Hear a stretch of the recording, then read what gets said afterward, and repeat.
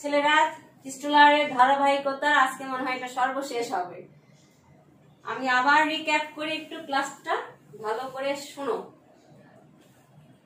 খিস্টুলারের তত্ত্বের মূল বিষয়টি ছিল খিস্টুলারের অবস্থান বা কেন্দ্রীয় অবস্থান নীতি, সেন্ট্রাল প্লেস থিওরি। সেই সেন্ট্রাল প্লেস থিওরির প্রথমে যেটি ছিল সেবা কেন্দ্র কি, এটি হ্যামলেট থেকে শুরু করে এসএমএস এর পর্যন্ত সমস্ত কিছুই যে সেবা কেন্দ্রগুলো রয়েছে, এসএমএস এর পর্যন্ত যে সেবা কেন্দ্রগুলো রয়েছে সেগুলো তার নিজস্ব এলাকা হোক বা তার পার্শ্ববর্তী এলাকা হোক, যে সেবা প্রদান করে থাকে সেটি হচ্ছে সেবা কেন্দ্র। তারপরে খিস্টুলারের মতে যে খিস্টুলারের এই সেবা কেন্দ্র কোথা থেকে আসলো, ইতিহাস জেনেছি। খিস্টুলার তার সেবা কেন্দ্রের এই পরিবহন নীতি বা সেবা কেন্দ্রে, খিস্টুলার ছিলেন একজন জার্মান অর্থনীতিবিদ। তিনি 1932 সালে আর্লেন্ডেন ইউনিভার্সিটির দক্ষিণ জার্মানির বসতির উপর একটি গবেষণা প্রস্তাবনা করেন। তার এই গবেষণা প্রস্তাবটি 1933 সালে অবস্থান তত্ত্ব রূপে পরিগণিত হয়, যেটি বন্ধনের এবং ওয়েবারের তত্ত্বের মতো। তারও আগে বলা হয় তার এই তত্ত্বটি কেন আসে। তার এই তত্ত্বটি আসার কারণ ছিল ওয়েবারের তত্ত্বকে যখনই আরো বিশ্লেষণ করা হয় তখন দেখা যায় দ্বিতীয় পর্যায়ের অর্থনৈতিক কর্মকাণ্ডের যে তত্ত্ব সেটি তৃতীয় পর্যায়ে পরিগণিত হচ্ছে। তার মানে ব্যবসা বাণিজ্যের দিকে যাচ্ছে, সেবার দিকে যাচ্ছে। তার এই সেবার থেকে মূলত এই সেবা কেন্দ্রের তত্ত্বটি আসছে। এই পরিপ্রেক্ষিতে 1940 থেকে 1950 সালের মধ্যে তার এই তত্ত্বটি খুবই জনপ্রিয় লাভ করে এবং জনপ্রিয়তা অর্জন করে। তার তত্ত্বে সে 8টি পূর্ব শর্তের কথা বলেছিলেন। এর মধ্যে কয়েকটি উল্লেখযোগ্য হচ্ছে সমবন্টন, সম্পদের সমবন্টন, সম ভূপ্রাকৃতিক সম্পন্ন এলাকা, মানুষের ক্রয় ক্ষমতা সমান হবে, পদ সংযোগ থাকতে হবে একটি পদের সাথে আরেকটি জনপদের, তারপরে ভূমির উৎপাদন ব্যবস্থাও সমান থাকতে হবে, সর্বোচ্চ কম দূরত্বের মাধ্যমে ক্রয় করতে হবে। এরকম সবকিছুই, এরকম 8টা তত্ত্ব ছিল। সেই 8টা পূর্ব শর্তের উপর ভিত্তি করে সে তার তত্ত্বের মূল প্রতিপাদ্য বিষয় দিয়েছেন যে একটি সেবা কেন্দ্র তার থেকে আরেকটি সেবা কেন্দ্র পারস্পরিক দূরত্ব যতটুকু হোক না কেন বা কাছাকাছি অবস্থান করবে। অপেক্ষাকৃত বড় সেবা কেন্দ্রগুলো দূরে দূরে এবং অপেক্ষাকৃত ছোট সেবা কেন্দ্রগুলো কাছাকাছি অবস্থান করবে। তিনি এর উপর ভিত্তি করে এদের বৈশিষ্ট্য প্রদান করেন। 4টি বৈশিষ্ট্য সেখানে দেখা যায়। তোমরা এর আগে আমি তোমাদের জানিয়েছি 4টা বৈশিষ্ট্য কি, এবং এর উপর ভিত্তি করে তিনি আবার সেবা কেন্দ্রের শ্রেণীবিন্যাস করেছেন, হায়ারার্কি করেছেন। তার হায়ারার্কি অনুসারে সবচেয়ে যেটা ছোট সেটি হচ্ছে পাড়া বা হ্যামলেট, সেটি থাকবে সবার নিচে এবং ধীরে ধীরে সেটি এসএমএস এর পর্যন্ত যাবে। এবং এগুলো সে কয়েকটি সংজ্ঞাও আবার প্রদান করেছেন। ঠিক আছে, তার এই সংজ্ঞার পরিপ্রেক্ষিতে আবার তিনি যেটি সর্বশেষ সেটি ব্যাখ্যা প্রদান করেছেন সেটি হচ্ছে তার সেবা কেন্দ্রের প্রভাব বলয় কে বিন্যাস। তারও আগে সে বর্ণনা করেছেন সেবা কেন্দ্রগুলো কি হবে। তিনি বলেছেন সেবা কেন্দ্রগুলো যদি গোলাকার হয় বা কোনো অঞ্চল যদি গোলাকার হয় তাহলে অবশ্যই সেটার মাঝে হয় ফাঁক থেকে যাবে বা শূন্যস্থান থেকে যাবে, অর্থাৎ অসেবিত এলাকা থেকে যাবে। আর যদি সেটা হয় নয়তো সেটা যদি গোলাকার হয় একটার ভিতরে আরেকটা অতিক্রম করবে, যেটি বাস্তবে কোনোদিনই সম্ভবপর না। তাই তিনি তার সেবা কেন্দ্রের সবসময় সেটিকে ষড়ভুজাকৃতি বা জ্যামিতিক দৃষ্টিকোণ থেকে ব্যাখ্যা প্রদান করেছেন। তার এই ব্যাখ্যারই পরিপ্রেক্ষিতে তিনি সর্বশেষ যেটি চিহ্নিত করেছেন সেটি হচ্ছে তার কে বিন্যাস বর্ণনা অনুসারে তিনি বলেছেন এই যে সেবা কেন্দ্রের সংখ্যা কতটুকু হবে সেই সংখ্যা হিসাব করে তিনি 3টি কে বিন্যাসের কথা বলেছেন। সেটি হচ্ছে 1K3 বা বিপণন নীতি, K4 পরিবহন নীতি, K7 প্রশাসনিক নীতি। K3 বা পরিবহন নীতি, এই নীতির প্রধান আলোচ্য বিষয় হচ্ছে সর্বনিম্ন সেবা কেন্দ্রগুলো পরস্পর 7 কিলোমিটার দূরে অবস্থান করবে এবং সবচেয়ে ক্ষুদ্রতম মানে K3 যে ক্ষুদ্রতম সেবা কেন্দ্রটি সেটি তার নিজস্ব এলাকা ব্যতীত চারিপাশে 6টি হ্যামলেটকে বা মার্কেট টাউনকে সে সেবা প্রদান করবে। ঠিক আছে, থ্রিটা কিভাবে আসছে সেটা আমি তোমাদের দেখিয়েছি গত ক্লাসে। অর্থাৎ সে নিজস্ব এলাকা এবং চারপাশের 6টি এলাকার মধ্যে সে সেবা প্রদান করবে। এখন 6টি এলাকায় সে সমস্ত কিছু পারবে না, সে 1/3 যেহেতু সেবা প্রদান করবে, সেজন্য তার 6 × 3 2, তাহলে 1 + 2 = 3। এই হচ্ছে তার K3। ঠিক আছে, এরই পরিপ্রেক্ষিতে ধারাবাহিকতায় আজকে আমরা যেটা পড়ব সেটা হচ্ছে K4 বা পরিবহন নীতি।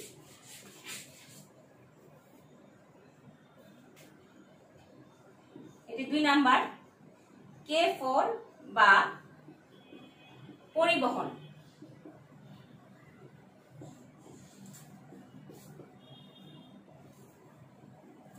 এর মূল কথা হচ্ছে কেন্দ্রগুলোর বিন্যাস গড়ে উঠবে ট্রাফিক নীতির উপর ভিত্তি করে।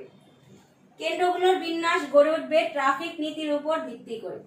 এই নীতিতে সর্বনিম্ন সেবা কেন্দ্র নিজস্ব এলাকা ব্যতীত তার চারপাশের সেই 6টি এলাকার প্রত্যেকটির অর্ধেক অংশে সেবা প্রদান করবে। আগেরটি ছিল 1/3 অংশে, প্রত্যেকটি তার নিজস্ব। K3 তে ছিল তার নিজস্ব এলাকা ব্যতীত সে 1/3 অংশে সেবা প্রদান করবে। আর K4 হচ্ছে সে নিজস্ব এলাকা ব্যতীত তার অপর যে তার চারপাশে যে আরো 6টি সেবা কেন্দ্র রয়েছে সেটি সে অর্ধেক অংশে সেবা প্রদান করবে। অর্থাৎ নিজস্ব তার চারপাশে 6 এর অর্ধেক মানে কি হাফ, ভালো করে জানো। 3 1 + 3 এই হচ্ছে 4, K4 বিন্যাস। অর্ধেক অংশে সেবা প্রদান করবে। চিত্রটা কিরকম হতে পারে দেখো বাবা।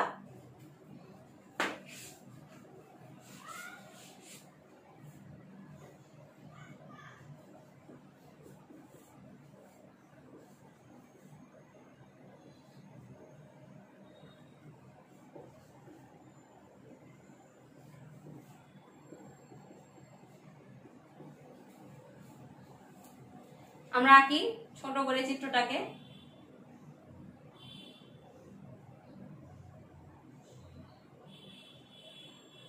এই নিজস্ব সম্পূর্ণটা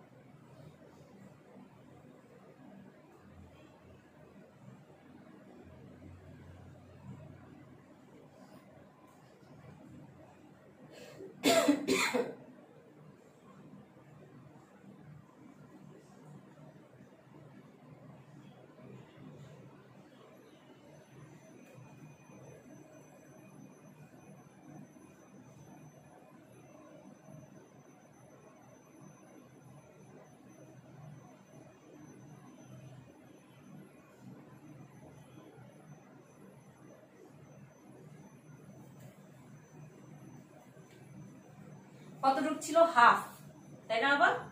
এই হচ্ছে হাফ, এই হচ্ছে হাফ, তারপরে হচ্ছে half half half half half, তাহলে হাফ।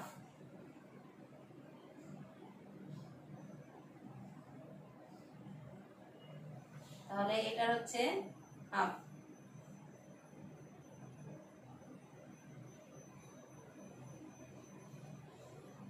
এটার আবার হাফ।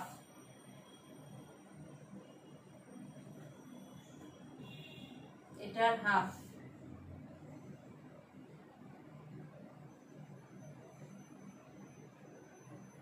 এটার হাফ আর এটার হাফ। ঠিক আছে, দেখো হাফ। 1 2 3 1 2 3 1 2 3 1 2 3 1 2 3 1 2 3 1 2 3। বুঝেছো? প্রত্যেকটি হাফ। এই হাফ অংশটাকে সেবা প্রদান সে করছে। এটি আমি অন্য কালি দিয়ে দেখাই, তাহলে ভালো বুঝবে তোমরা। বুঝেছি।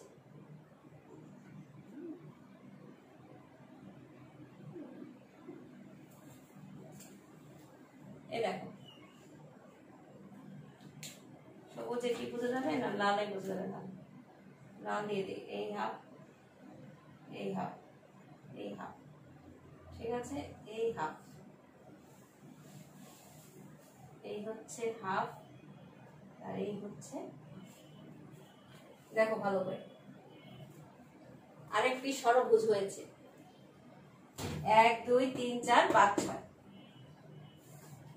এই নীতি অনুসরণ করে প্রত্যেকটি সেবা কেন্দ্র পরবর্তী স্তরে সেবা কেন্দ্রের অংশ নিয়ে গড়ে উঠবে আবার নতুন আরেকটি প্রভাব বলে বা নতুন আরেকটি ষড়ভুজ। এই নীতি অনুসরণ করে প্রথম স্তরে জনপদের সংখ্যা হবে, যেটি আমরা তখন অঙ্ক করে দেখেছিলাম। প্রথম স্তরে এই নীতি অনুসরণ করে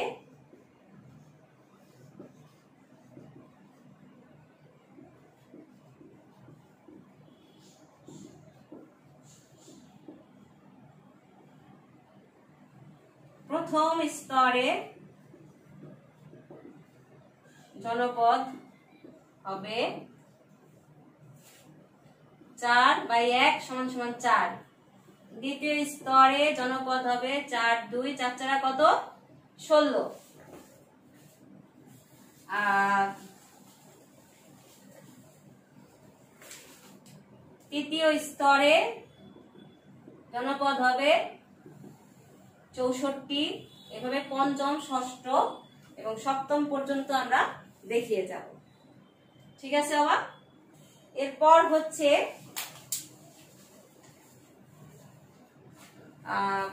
K7 নীতি।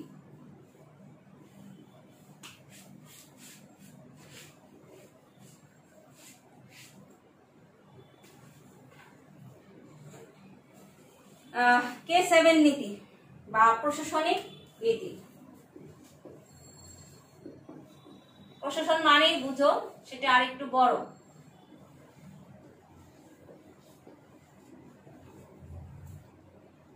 এখানে সর্বনিম্ন সেবা কেন্দ্র তার নিজস্ব এলাকা ব্যতীত তার চারপাশের আরো 6টি সেবা কেন্দ্রকে সম্পূর্ণরূপে সেবা প্রদান করে যাবে। যেহেতু সে প্রশাসন, কোন এলাকার প্রশাসনিক কেন্দ্রবিন্দু হচ্ছে প্রশাসন, সমস্ত এলাকাকে সে সেবা প্রদান করবে। এই ভিত্তিতে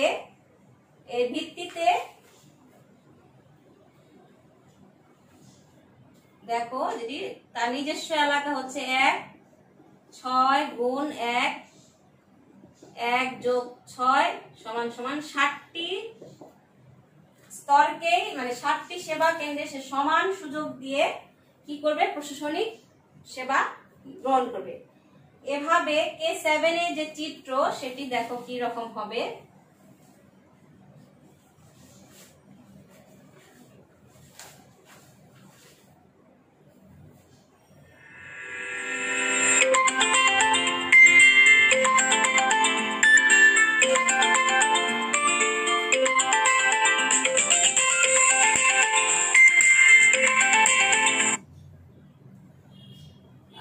K7 এর যে চিত্র সেটি দেখো কেমন হবে।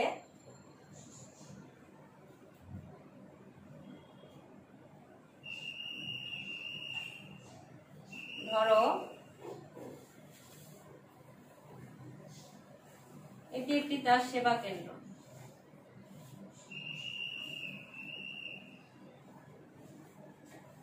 তাহলে সমস্ত ধরি, এটি সম্পূর্ণ, এটির মধ্যে সম্পূর্ণ,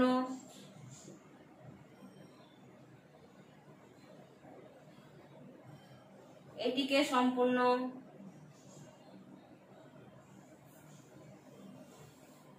এটিকেও সে সম্পূর্ণ সেবা দিবে, এটিকেও সে সম্পূর্ণ সেবা দিবে, এটিকেও সে সম্পূর্ণ সেবা দিবে। তার এক যে K7 বিন্যাস, সেটিকে সে আবার আরেকটি চিত্র দিয়ে দেখিয়েছেন, সেটি একটু দেখে দেখাই।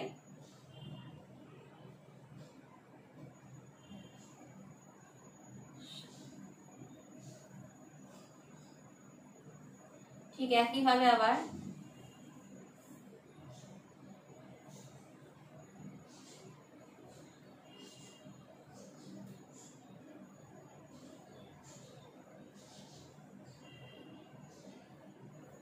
এরকম একটি পয়সার দ্বারাও সে চিহ্নিত করে এগিয়ে দেখিয়েছেন K7 নীতিটা। তার মানে সমস্ত এলাকাটাকে সে কি করেছে, চিহ্নিত করেছে। কিভাবে আবার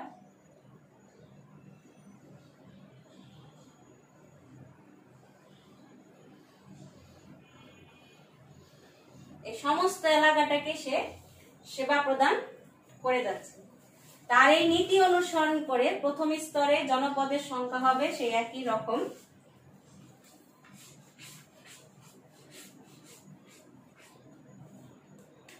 যেহেতু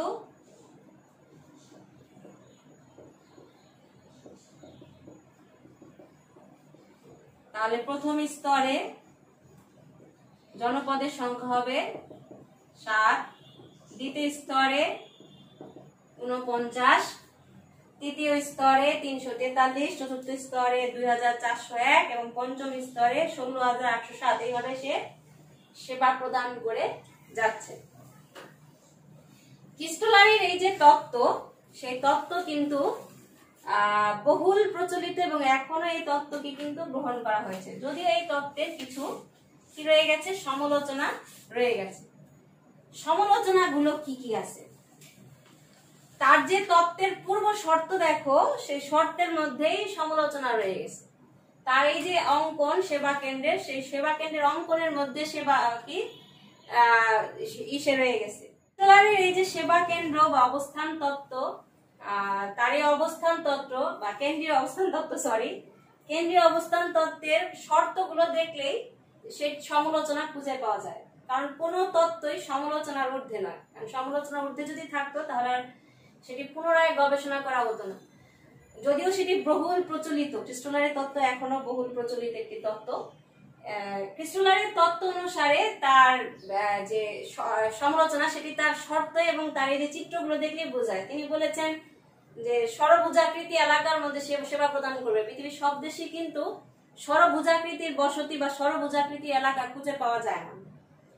তারপরে তার বলছেন সমধর্মী এলাকা, সমধর্মী এলাকাও কিন্তু খুঁজে পাওয়া যাবে না। ভূপ্রাকৃতিক ভাবেও সমধর্মী এলাকা পৃথিবীতে নেই বললেই চলে। প্রত্যেকটি সমভূমি, তারপরে তিনি বলেছেন যে বন্টন সমান হতে হবে। বন্টন সমান হতে হলে অবশ্যই আমাদের প্রশাসনিক ব্যবস্থাও সঠিক হতে হবে।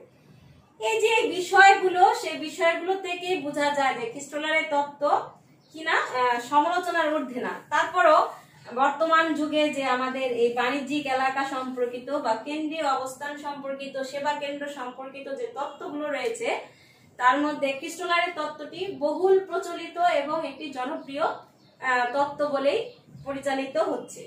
আচ্ছা, এই যে তত্ত্বগুলো কিন্তু ভালো করে একটু দেখতে হবে এবং পড়তে হবে, চিত্র সহকারে বর্ণনা করতে হবে। তাহলে বিশেষ করে যে কে বিন্যাসের, K3, K4 এবং কে বিন্যাসের।